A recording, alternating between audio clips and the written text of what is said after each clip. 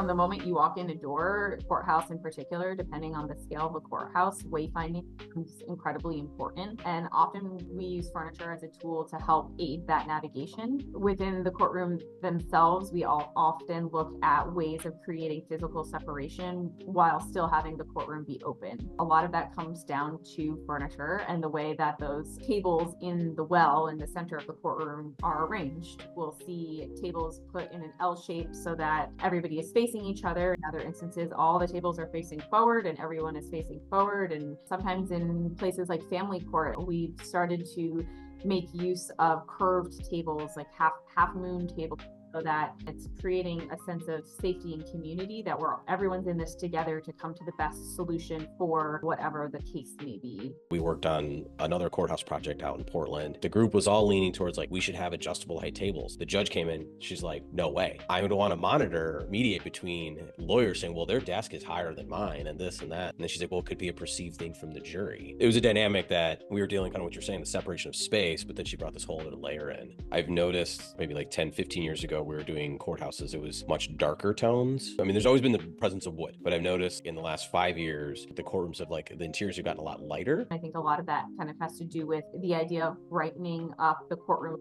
themselves, making them feel more welcoming and less oppressive. The overall feeling of the court does not need to have that sort of us and them mentality that might have existed in the past.